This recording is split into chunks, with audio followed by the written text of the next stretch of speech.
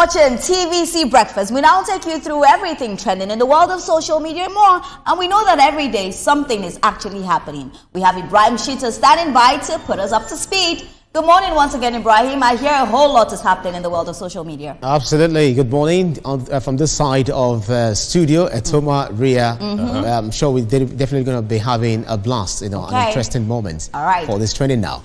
All right, then let's get down to it. Many first-time train travelers have commended the Nigerian Railway Corporation for its improved services, citing smooth journeys, well-maintained coaches and scenic routes as highlights of their travel experience. Passengers said the enhancements have restored confidence in rail travel across key corridors. The improved services have drawn praise for punctuality, comfort and efficiency. DJ Lectra, sharing her excitement, said, "Seeing Agege, the community, is beautiful. It was an amazing experience and very inspiring." Travelers described the modernized system as reliable, enjoyable and reflective of a renewed commitment to quality passenger experience. Speaking on the broader sector, Managing Director Dr. Kayode Okwefa said Nigeria's rail system is gradually recovering, but stressed that sustained investment is needed to fully transform operations. He highlighted the potential of modern rail to boost business, improve national connectivity, and enhance passenger experience nationwide, noting that continued support will be key to positioning rail transport as a viable and attractive option for both commuters and tourists. We've got some tweets here. National rail sector has just recovered from serious hiccups, I would say sickness. 1-2 years ago, has been sick, but not in the hospital. So you are sick, but you don't know. You know you are sick, but you are not in the hospital. Then we have taken it to the doctor. We have been to the intensive care unit. As Managing Director, Dr. Okwefa of the NRC. Let's get some reactions. Peaceful Towns used it last in 2022. One thing that still impresses me is they're keeping on time and high standards they've maintained. Good stuff. And I always recommend using them always. And Glow UPX Ibadan tweet says something where we don't enjoy Tete. Anyways, happy you enjoyed yourself too. Okay. And Loyal Agri World says that's what I do every weekend. Lagos to Abeokuta and Abeokuta to Lagos on Monday morning. So comfortable and stress-free, coupled with the fact that the station at Lagos and Ladere, Abeokuta, is not far to my location. Tomorrow's tickets booked self. Nigeria can function as you said. These are quite interesting, beautiful tweets, by Nigerians who are giving reactions regarding the Nigerian Railway Corporation, infrastructure, the system. $3.4 is $1 billion. $1 billion has been expended on it, and we're seeing results. Etoma. Yes, rail infrastructure anywhere in the world is expensive, and but the Nigerian rail system is coming back. I hope this time is going to be. In fact, the way it looks, it's already better than how it was when some years back. I think that was the last time I took a train, some long years ago. Countries like Germany, for example, people set their clocks by just watching the trains come into one station or the other. One of the things you should enjoy when you take a train ride is clean coaches, all right? Timely departure time. No matter what happens, you leave when you're supposed to leave. Everything can be scheduled. That way you can plan your day if you're using it. And Nigerian Railway Corporation is getting close to that. It's congratulations to the MD. That's a result of a lot of hard work being put into it. However, Ray, as you come in, there is also a challenge, of rail, the infrastructure being vandalized by some of the vandals who go there to steal the rings, steal the rail tracks, because they're not as used as other places. Well, for me, this is not a congratulations to Nigerian Railway. It's a congratulations to the whole of Nigeria because it's a beautiful one. Ibrahim, whenever I travel out of the country, I always use the trains. Like, for me, they are so beautiful. So why can't we incorporate that and do that back in Nigeria? I love the fact that we're now looking to make sure the coaches are nice, that it's clean. But oftentimes, we talk about vandalism. So now that we know what the problem is, we need to make sure that we protect that area. We protect the trains. There's a lot of traffic in Lagos. Imagine if you can use the train from one place to another. It will ease the traffic that we see on the road. But oftentimes, people were not too sure about our railway system. So it's good that they're making us believe in it again. We love to see stories like this. We love to see that Nigeria is taking center stage in stories like this. But one thing that we'll highlight is that let there be continuity, because that's the problem. Oftentimes, we start very good, but along the line, we start derailing along the line, and we do not want to derail here. So let's just make sure that, we put all our mind to this one to make it better, because that's what people use abroad. Like, train is like the safest, means of travel. I don't know about others, but it's fast, it's safe, it's smooth. But if we don't put things in place to end vandalism and, just checking our trains derailing, there will be a problem. So there's a whole lot that needs to be done. I love the way he said it's been in the hospital, but now it's back out of the hospital. We don't want it to go back to the hospital. Absolutely. I want to have experience with it because the only time I've ever used train in my life is in the UK. So let me use this opportunity to call out, our team lead, Mr. Atiba. He promised us a train, the breakfast team, a train ride, train experience. So hopefully very soon we'll have that experience being shared. Mr. Atiba, fingers crossed. We're waiting for it. All right, then let's move on. Looking at Justice Ambrose Lewis Alagua of the Federal High Court in Lagos has convicted Otorimoro Aziokono and Ikegwono Ikechukwu for producing and selling counterfeit alcohol or alcoholic beverages. The two men were sentenced to 40 years in prison each following their guilty pleas to an 8-count charge of conspiracy and manufacturing unwholesome drinks brought by NAFDAC. Prosecutor Barnabas Simon told the court the suspects were arrested on December the 3rd, 2025, after intelligence reports uncovered operations producing fake brands, including Hennessy, Jameson, William Lawson, and Gordon Dry Gin. Investigators seized empty bottles, labels, corks, and prepackaged counterfeit products from their Lagos residences, while defense counsel Ugochukwu Jonathan pleaded for leniency, citing first-time offenses and remorse. Justice Lewis Alagua highlighted the serious health risks posed by counterfeit alcohol. Each defendant was sentenced to 5 years per count, with the option to pay a 10 million naira fine per count, with all sentences running concurrently. Now, NAFDAC says the convictions serve as a warning that counterfeit alcohol will not be tolerated as the agency continues efforts to protect public health and consumer safety. Okay, we've got some tweets. Look at their bellies. Abi says, there's the Abi machine says, there shouldn't be the option of fine in this case. The effect of fake alcohol beverages is too immense to pay. They'll just pay a 10 million naira fine and go free. And Lucas says our judges need to do better. What kind of lenient sentencing is this? They will pay the fine and back to killing people again. With this kind, strong face, this one's be like, who go change their ways? Okay, Omoro is saying highly venomous. Okay, this is good precedence set by Justice Ambrose Alagua. Hopefully, all other judges will follow suit. Adulterated consumable manufacturers and sellers are murderers, callous and heartless. They deserve no mercy.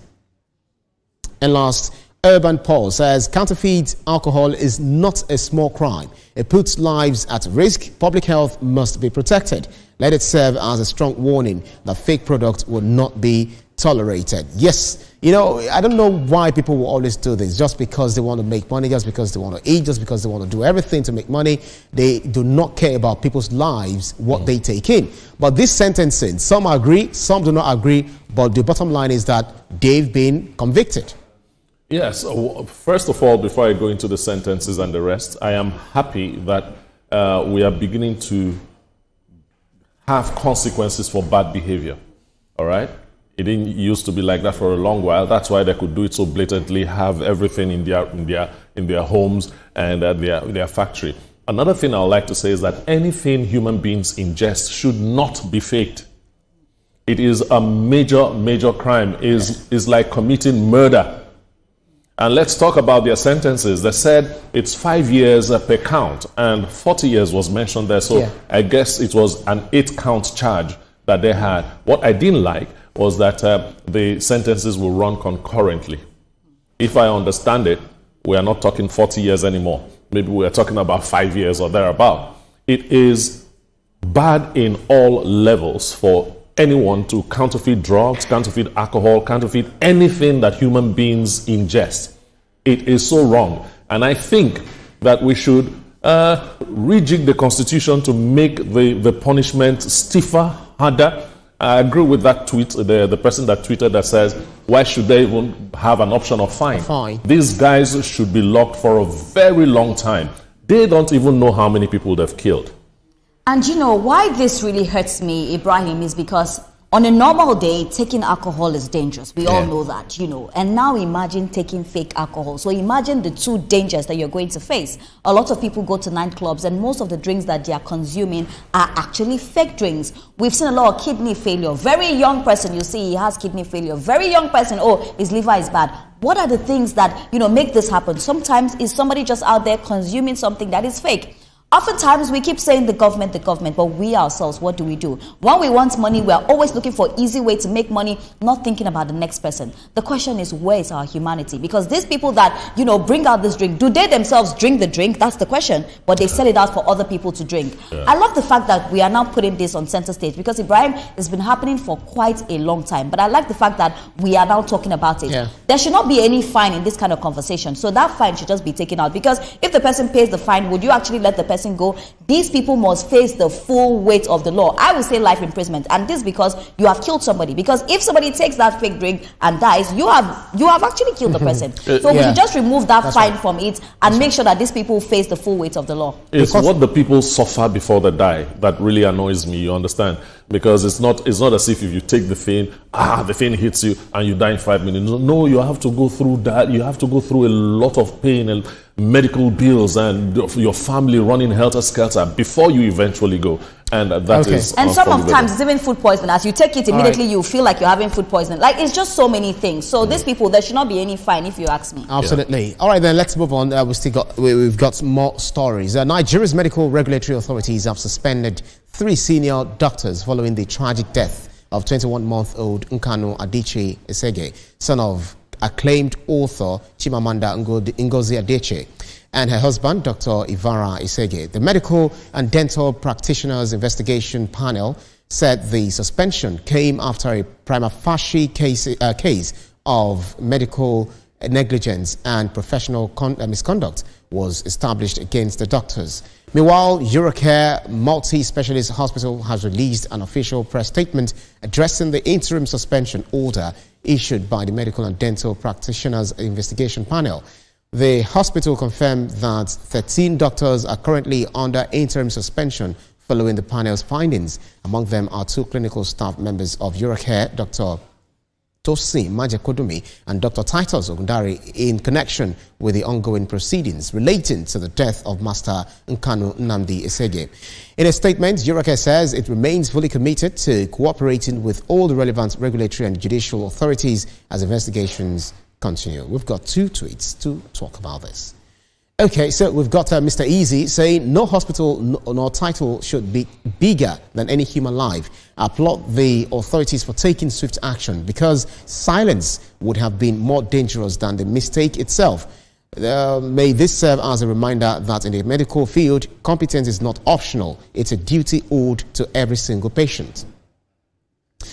And then Michael King says hospitals have taken more life than they have saved. I won't still forget how hospital mistakenly took someone I care so much for with their mistake. Okay, I see him playing on the word mistake, using pidgin. I even thought he was going to say when hospital mistakenly took his own life, but then it wasn't written that way. But this is a very sad story, you know, Etoma and Ria, and then investigations are actually going on. We pray that proper investigation is done, and if anyone is found wanting, should be dealt with. Yeah, I want to commend the Nigerian Medical Council for doing what they are established for, you know, regulating things like this. But I also want to say for every case that is reported to the Nigerian Medical Council, doesn't really matter who did it. Yeah. All of them should be given the same attention this case was given, and culprits should be punished for it, because every life is important, you know, and it doesn't have to be complaints from big hospitals like Eurocare. Even the medical center in Mushi, if something like that comes up, the Nigerian Medical Council should investigate as seriously as they investigated this one. You know, Ibrahim, the level of negligence in some hospitals is quite alarming. And, you know, this particular story is quite very sad to me, so I'm not really going to say much, because, you know, a life is lost. So it's not a pleasant story to talk about. But the only thing that I hope for is that let justice be served. You know, at the end of the day, if this hospital, you know, they're the reasons when investigations are done, they are the reasons why, you know, that child, you know, passed away, then they will face the full weight of the law. I think it's high time that hospitals start, you know, being accountable for things that they do, because oftentimes, you know, maybe if it wasn't Chimamanda, this story will have just, you know, gone down the drill like that, and nobody will have spoken about it. But it shouldn't be, because every life actually matters. When we come to hospital, it's because we believe in you. It's because we know that, you know, you are smarter than us. You went to school for it. You learnt about it. So you're supposed to have that empathy to make sure I'm fine. But if we now come to hospitals and it's the other way around, it's quite a big problem. That's right. So I'm just hoping that we get to the end of this and justice is served. And my condolences to the family again. Okay, so let's move on to the next story. A young woman, Winnie Miller, has alleged that she was assaulted after posting photos and videos of a dilapidated community secondary school in Ahoda West local government area to seek public support. According to Miller, she recorded the video and shared it on social media on Sunday, March the 1st, 2026, hoping to raise awareness and attract assistance for the school. Later that afternoon, she claims the local government chairman, Eugene Cheta Ekpele, visited her home, accused her of trying to damage his image online, and warned that he would teach her a lesson. Miller says the chairman then allegedly sent his brother, who later assaulted her. My community secondary school for Oju. When I reached there, I see how bad the school environment is, and then I made video of the school. So after doing those videos, I had to post it on my social media platform, asking Sunday, the 1st of March 2026, the chairman, Honorable Eugene Cheta Ekpele, come my house for afternoon. Meet me and my mother.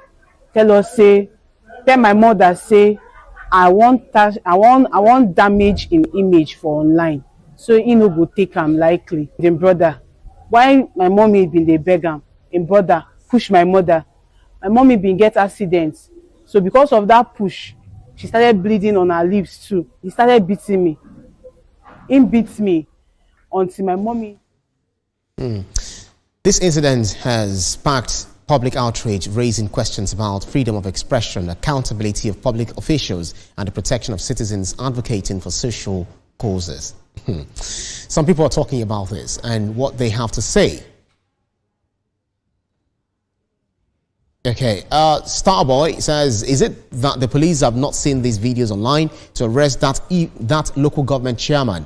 The way I see it, the man clearly is stealing. Oh, come on. It's just it's saying that the man is mismanaging the public funds because he doesn't understand why a lady coming online to show the bad state of a school warrants bullying her. McCarthy Town says the demand accountability comes with heavy price. Imagine him being the governor or minister.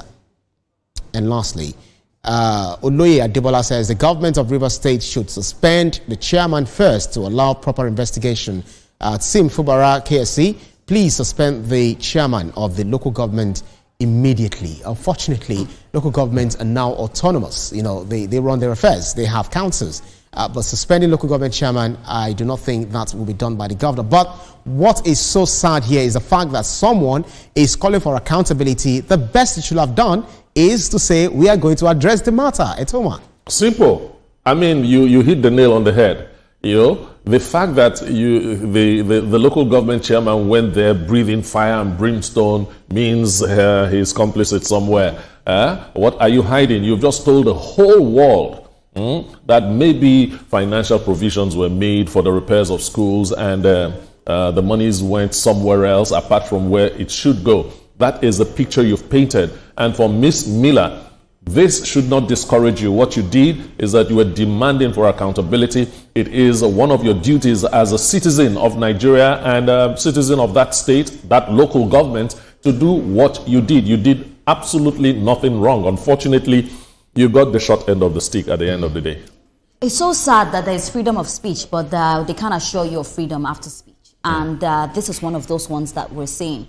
For me, I say to that local government chairman, you know, when you become too powerful and maybe the ego is a whole lot, then you don't think clearly again. And that is just what I saw. Because if I were you, I would understand that maybe she saw that day or she saw that day and she felt like it wasn't perfect. You listen to her, you take corrections and you make it better because that's your job, not going to threaten her. So it's a very big shame on you on this one for what you did. Honestly speaking, it's not the right thing to do. Miller, I wish you all the best. Keep putting it out there. One day, you know, you'll finally get the right authorities that will make a change for the things that you're showing us. Yeah, we hope that the human rights activists too will step into this matter. Yes. Okay.